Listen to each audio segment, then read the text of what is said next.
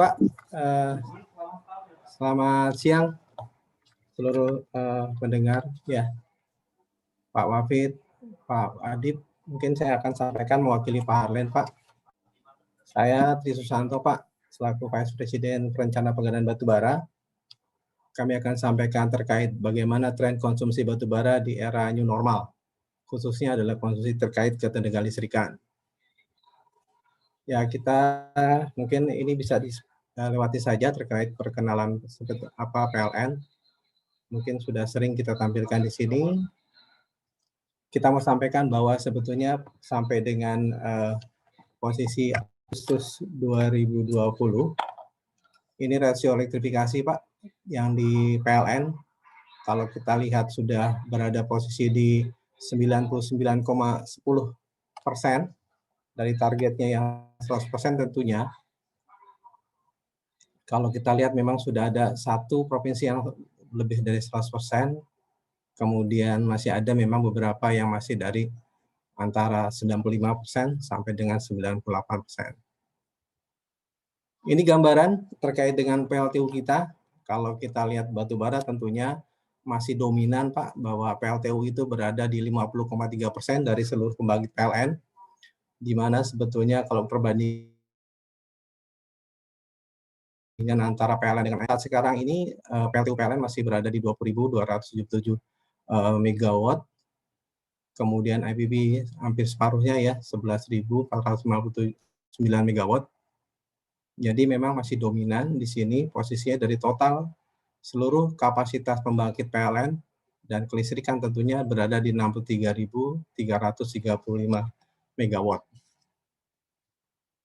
Kemudian terkait dengan berapa sih konsumsi dan realisasi produksi, kita sampaikan bahwa sampai dengan September 2020, seluruh pembangkit yang diproduksi dari batubara merupakan hampir 65,24% dari total seluruh produksi energi listrik Indonesia.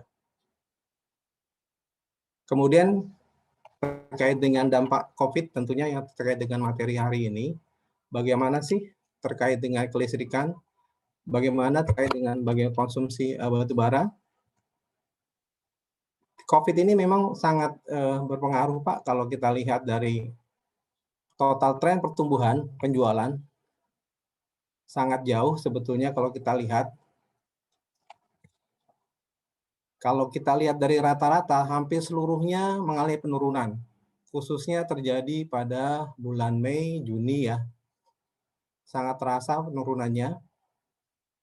Kalau di bulan secara holding, penurunan itu mulai terasa di bulan April sampai Mei, sampai terjadi penurunan pertumbuhan listrik itu sampai dengan minus 10,73%.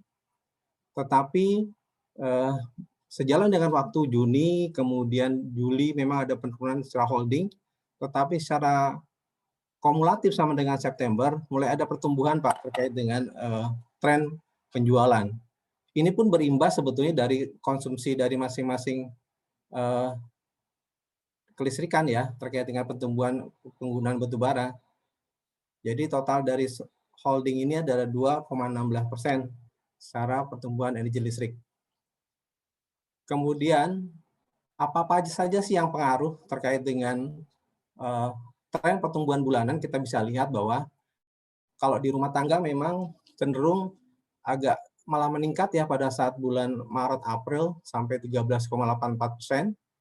Tetapi untuk bisnis, industri, sosial, dan pemerintah, kita lihat bahwa bulan Mei terjadi penurunan yang sangat drastis ya, khususnya pada industri.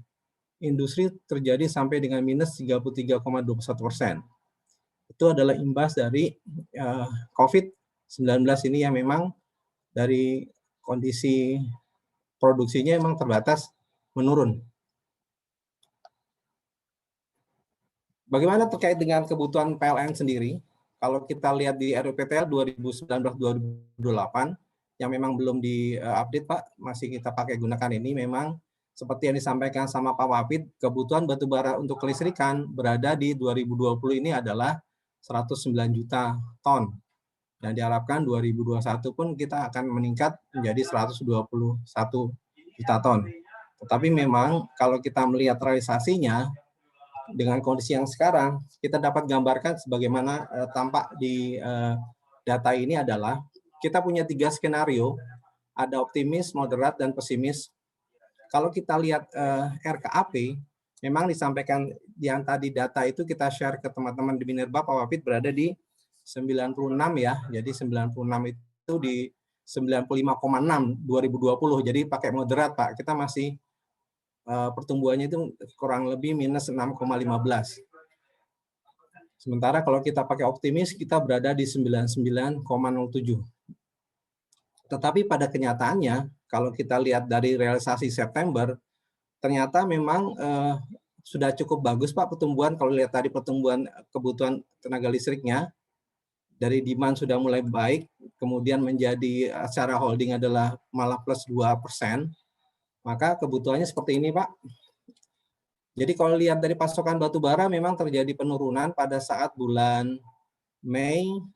Kita lihat kalau untuk PLTU PLN kita lihat Pak bahwa dari April itu 5,8 turun menjadi 4,9 juta, kemudian meningkat kembali. Ya, jadi mulai Juni Juli mungkin sudah mulai istilahnya bisa rebound ya sampai dengan September terjadi ini.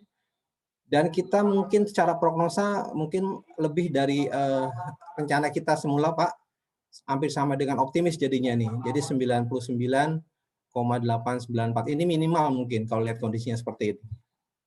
Jadi 2020 ini dengan tren pertumbuhan penjualan tenaga listrik demand itu naik, maka kemungkinan total prognosa pasokan batu bara tahun 2020 adalah mendekati angka 99,8 juta, mendekati tadi dari angka yang optimis Pak Hendra.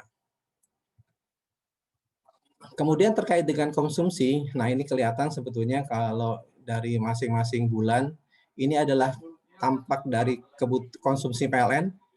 Kalau kita lihat memang penurunan itu terasa di bulan-bulan yang bulan Mei turun dari angka mulai Maret sebetulnya, dari 5,6 juta turun ke April, terus turun kembali ke 4,7 di bulan Mei, kemudian mulai naik lagi, dan mulai rebound istilahnya di Agustus September itu mulai bagus lagi Pak.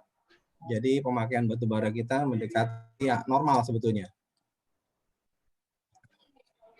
Ini gambaran terkait dengan dibandingkan year on year tahun lalu dengan 2020.